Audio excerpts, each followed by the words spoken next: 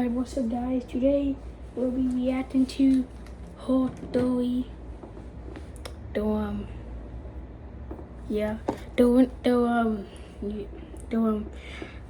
I post if you didn't my post on my channel, don't check it out.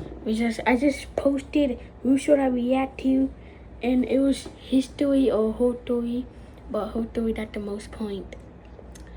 So yeah, let's just react to Hotoy. Alright, let me go to the most popular.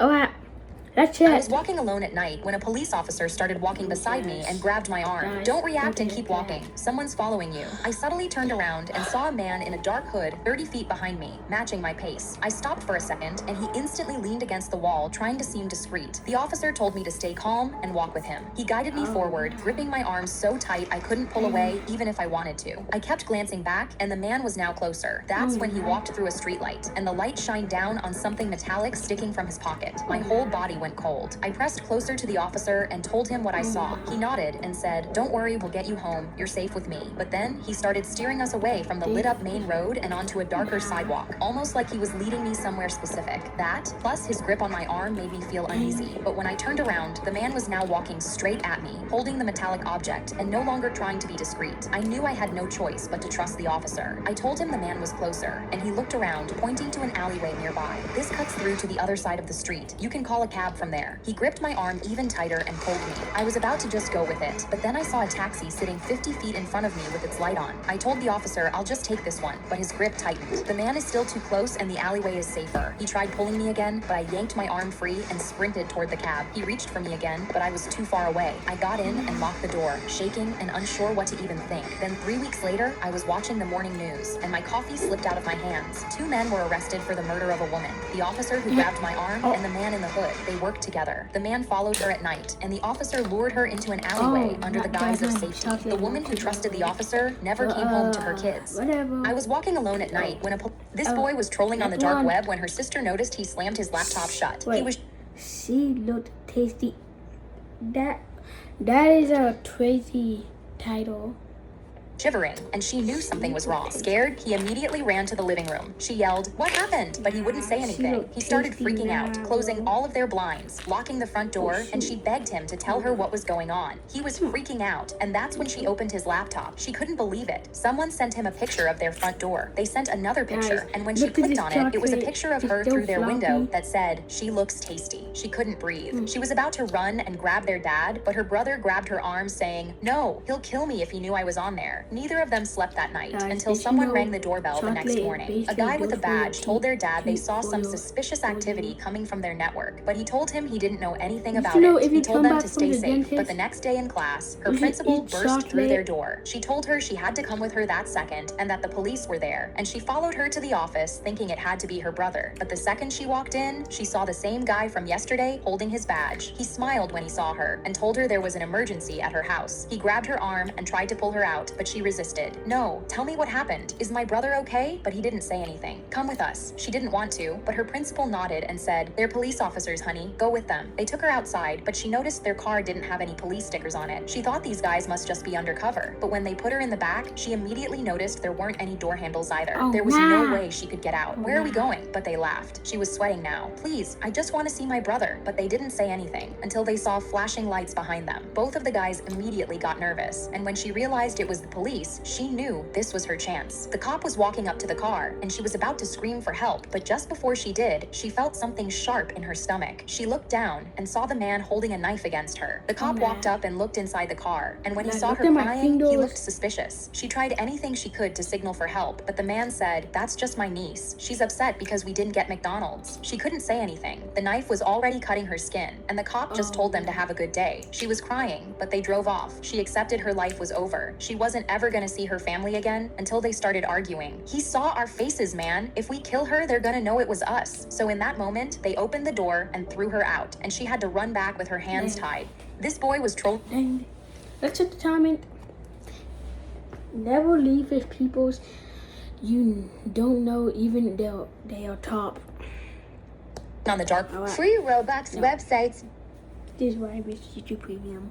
We were sitting in the living room watching Shark Tank when my daughter looked at me and said, Mommy, I'm gonna be the youngest CEO in the whole neighborhood. The next weekend, she set up a lemonade stand, but instead of mixing regular country time lemonade like every other kid, she came up with a bright idea. She spent the morning in our kitchen, mixing what she called gourmet flavors, watermelon mint, strawberry basil, and something she called lavender honey that actually tasted incredible. She printed labels from our home printer and charged 50 cents more per cup than every other kid on the block. Our neighbor, Mrs. Haggerty, was having a yard sale that weekend. Mia knocked on her door and offered her 10% of her profits to set up in front of her driveway for the foot traffic. She was out there at 7 in the morning with a painted sign and little sample cups for people to try before they bought. She sold out by noon. Saturday afternoon, she recruited 2 neighborhood kids and gave them matching visors. She trained them on how to greet customers and how to make change. By Sunday morning, she was running a 3-person operation from our front yard. That's when the man in the BMW pulled up. He looked at the stand and said he only had Apple Pay. Mia reached under the table and pulled out her dad's portable card reader. She held it up to him and said, "No problem, sir. You can swipe, tap, or contactless. No excuses." His mouth dropped open while a 9-year-old processed his credit card for $3 worth of lemonade. An hour later, a kid 3 houses down set up his own stand. Mia walked over with her biggest smile and said, "Hey Noah, wanna merge? We'd cover way more customers together." Intimidated by her professional setup, he agreed immediately. Within an hour, she'd absorbed his whole operation and put him in charge of what she called their satellite location. By the end of the weekend, she counted everything out on the kitchen table, $217. She looked at her dad and said, "I just made more money than your Starbucks habit costs you in a week." Then she pulled out a notebook and started flipping through pages of profit margins and expense tracking for every flavor. I asked her where she learned about profit margins. She looked at me like it was the most obvious thing in the world. YouTube, Mom. There's tutorials for everything. The best part. We were sitting in the living room. I was eating goldfish on the bleachers when 2 4th graders asked my teacher. I rode the playground. What do you mean? What? They could play kickball, and she stepped back and threw her hands up. "Don't ask me, ask the king." They both turned around and walked toward me shaking. They were 2 grades older than me and a foot taller. They stopped at the bottom of the bleachers with their eyes glued to their shoes. Can we please play kickball at recess?" I took my time finishing the goldfish in my mouth. I wiped the orange dust off my fingers onto my jeans. Tell me why. They both forced their eyes up to meet mine. The shorter one mumbled it was his birthday. I flicked my fingers like I was swatting flies. "Have fun." They thanked me 4 times each before sprinting off. I reached into my bag for another handful of goldfish. A minute later, Mrs. Gibbons walked over with her hands clasped together. "Sorry to bother you, sweetie king. There's a 3rd grader telling kids they can't use the swings today. I told her to bring him to me." She nodded and walked off to find him. That's when a teacher I'd never seen before stormed across the yard, pointing straight at me. "What in the world is going on here? Why are these children acting like you're in charge?" Mrs. Gibbons sprinted back over and grabbed his elbow. Stop talking right now." The new teacher yanked his arm away and turned back to me. "I am not letting a 2nd grader run this playground." He marched up the bleachers and grabbed my wrist. "You're coming with me to the principal's office right now." Before he could pull me down, 2 men in black suits came running across the yard. They slammed him into the grass and pinned his hands behind his back without saying a word. I climbed down from the bleachers and crouched next to his ear. "Don't you ever disrespect me again." I dropped a goldfish into his mouth, stood up, and walked off. That's when the principal came running out of the building. He took one look and dropped to his knees. "Please forgive us, Miss Sweetie King. Mr. Dealwood will be fired by the end of the day." I kept walking past him without a word, munching on goldfish. The principal slapped Mr. Dealwood in the back of the head. "You idiot. Her family runs the entire underground crime scene." I was eating goldfish on the bleachers when 2 4th graders. "Oh my gosh, your baby is so adorable." The fuck? I was pushing my baby on the swings when an old woman walked up to us and said, "Such a beautiful baby. May I see his shoulder?" I immediately pulled my son off the swing and backed away. As we left, I heard her whisper, "The birthmark. I need to see if he has the birthmark." 2 weeks later, she was parked in front of our building, hunched over her steering wheel crying. When she saw me notice her, she drove away quickly. I held my baby extra tight that night and decided to take him to a smaller park 6 blocks away, just to be safe. But she showed up there too, this time with a teddy bear. The tag was still on it, but it looked old, like it had been saved for decades. I grabbed my son out of the swing and yelled, "Leave us alone!" But she latched onto my shoulder and said, "Please, I just need to know about the birthmark. Does he have a star-shaped mark on his left shoulder?" I yanked her hand off and threatened to call the police. She backed off but followed us home at a distance, repeating, "My son had the same mark. Please just tell me." The next time she was at the park, a woman was with her saying, "Mom, you have to stop this. It's been 40 years. James is gone." The older woman broke down completely. "He's not gone. If I could just see the birthmark, I'd know." That's when I'd had enough. I marched over with my baby in my arms but froze when I saw her holding an old picture of a baby that somehow looked exactly like mine. "What's going on? Who is that?" I freaked out. The old woman said, "This is my son James. My ex-husband kidnapped him when he was a baby." Then she pointed at my son's shoulder. James had a perfect star right there. "Tell me, does your son have it too?" She looked so desperate and broken that I finally answered her. I pulled my son's sleeve back to show her the star-shaped birthmark on his left shoulder. The old woman's legs gave out. Her daughter caught her as she sobbed uncontrollably. "My husband has the same birthmark," I said, "and he's adopted." The old woman looked at me and whispered, "What's your husband's name?" "James." I was pushing my baby on the swings when an old woman walked up to my daughter asked me, "Mom, can I dye my hair blonde?" I knocked my chair back so hard it hit the wall. "What did you just say to me?" Juliet flinched. "I just asked if I could dye my— No, stop. Something is wrong with you. You told your aunt she looked like a burnt corn husk for going blonde. You told a girl her hair looked like it was dipped in piss. And now you want to be blonde?" She started crying. "Why are you screaming at me? It's literally just a color." I should have felt guilty, but I knew something was seriously wrong with my daughter. The next morning, Juliet walked into the kitchen asking me to make her scrambled eggs. I spat out my water because Juliet has gagged at eggs her entire life. I made them anyway because I needed to watch her eat them. She ate every single bite. "Thanks, Mom. These were really good." I called my best friend for help. She said I was spiraling. My mom told me to stop smothering Juliet. Her father just said, "Relax." Nobody was listening to me, but I wasn't wrong. Because before she went to bed, she said, "Good night, Petra." She saw my horrified face and bonked her head. "Sorry, Mom. I meant Mom." Juliet had never called me Mom before. That weekend, we went to the mall because I needed to do something normal with her. But then she stopped in front of a mirror and said, "I really think I'd look good blonde." I grabbed her by the shoulders and turned her around to face me. "Why do you keep saying that? You have hated blonde hair your entire life. What is happening to you?" Juliet shoved me off. "Why can't I just want something different without you completely losing it?" "Because you're not my daughter. Why won't anybody believe me?" I was crying now. Juliet was backing away from me. Then a man walked over and said he was a psychiatrist and could help. The psychiatrist asked, "Juliet, do you have gaps in your memory?" She looked scared. "Sometimes I'm at school and then I'm home and I don't remember the drive." He recorded the session and then played parts of it back for her. She watched in horror. "That's not me. I didn't say that. That was 11 minutes ago, Juliet." He sat back in his chair. "Juliet, what I'm about to tell you is going to be hard to hear, but I need you to listen." She was shaking. "You have something called dissociative identity disorder. The blonde hair, the eggs, calling your mother Petra. That wasn't you, Juliet. There is someone else in your mind, and when she comes forward, you don't remember any of it." Juliet looked terrified. Juliet started treatment that same month. The alter's name is Eloise. She likes scrambled eggs and calls me Petra. Juliet still hates blonde hair. Eloise still asks to dye it. Some mornings I can tell who I'm talking to before she even opens her mouth. My daughter asked me, "Mom, can I dye my—" "Warning.